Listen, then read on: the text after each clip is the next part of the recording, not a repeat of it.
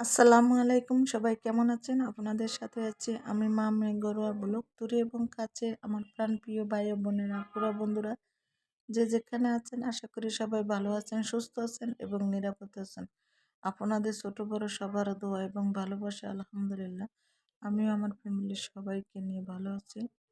আর এই তো দেখেন, বাজার থেকে কিছু চিংড়ি মাছ কিনে নিয়ে আসলাম। তাই আমার এই চিংড়ি মাছগুলা কিনতে বাজারে যাওয়া লাগে না, কারণ হচ্ছে উম, আমাদের বাসার একটু সামনে মাছ নিয়ে বসে। তাই ওইখান থেকে আমি কিছু মাছ কিনি। দেখা যাচ্ছে ওই মাছগুলা বেশ ভালো, একদম ফ্রেশ টাটকা, আর খেতেও ভীষণ মজা। তাই সেজন্য ওইখান থেকে মাছটা নিয়ে আসি। আমি ওকে বললে ও বাসায় পাঠিয়ে দেয় মাছগুলা, বা আমার ছোট মেয়ে আছে, মেয়ে যায় নিয়ে আসে। আর এই তো দেখেন, এদের নাকি গলদা চিংড়ি বলে, তাই তো গলদা চিংড়ি নিয়ে আসলাম। চিংড়ি মাছটি অত বেশি বড় না, আর এককালে ছোট না, মিডিয়াম সাইজ, তাই আর কি। আর এই তো সব কিছু মিলাই তারপরে দেখা গেছে ভিডিওটা আমি আজকে বানাইলাম। তাই আমার ভিডিওটা শুরু থেকে শেষ পর্যন্ত আমার কলিজার ভাই ও বোনেরা সবাই আমার ভিডিও শুরু থেকে শেষ পর্যন্ত দেখবেন। দেখলে অবশ্যই ভালো লাগবে, ভালো লাগলে ভালোবাসা হয়ে যাবে। হয়ে গেলে ভালোবাসা হয়ে গেলে একটা লাইক, একটা কমেন্ট এবং শেয়ার করে দিবেন। আর এই তো দেখলেন, গরুর গোশ নিয়ে আসলাম। আর এখন এগুলা ফল, আসলে ফলটা হলো কি, আমি কি করি জানেন? ফল আমি যে এক পদের 1 কেজি নিয়ে আসবো, আমি ওরকম নিয়ে আসি না। আমি অল্প অল্প করে সব আইটেম থেকে নিয়ে আসি ফল। তাই দেখা গেছে একটা খাইলাম, আর মানে সব কিছু খাইতে পারলাম। তাই সেজন্য আমার কাছে ভালো লাগে। তাই সেজন্য আমি কি করি যে 2টা 3টা করে এরকম সব আইটেমেরই ফল নিয়ে আসি। আর এই তো দেখেন যে মিষ্টি নিয়ে আসলাম। আমার মা আবার কালো মিষ্টিটা বেশি পছন্দ করে, তার জন্য কালো মিষ্টিটা নিয়ে আসলাম। আর এই তো গোলাপ জামা নিয়ে আসছি। আর গোলাপ জামা খেতে ভীষণ ভালো লাগে।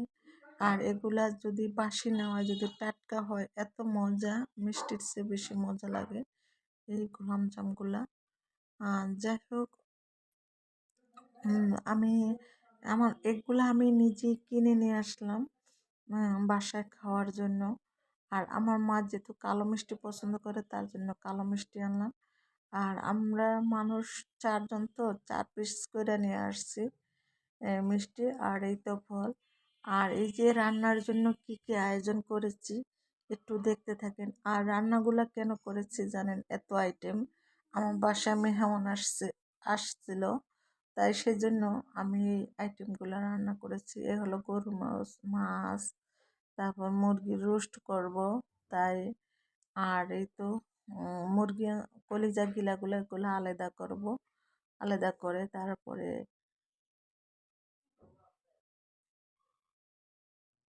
নিব। ঘুম পুরা হয় না, রাত ভরে পানি ফুটাইতে হয়, রান্না করতে হয়, সেজন্য মনে হইতেছে ঘুম পুরাও না, হাই আসে শুধু, ভালো লাগে না। আর এই তো দেখেন, আমার রাত্রের রান্না বান্না সব দিনে মেহমান আসবো, তাই রাত্রের বেলায় রান্নাগুলো করে রাখলাম। এই তো রোস্ট বানাইলাম, রোস্টগুলো করে নিলাম। আর এই তো গরু মাংস রান্না করে নিলাম। আর এই যে ডাল রান্না করলাম। আমি কি কি রান্না করলাম তা একটু আপনাদের সাথেই শেয়ার করলাম।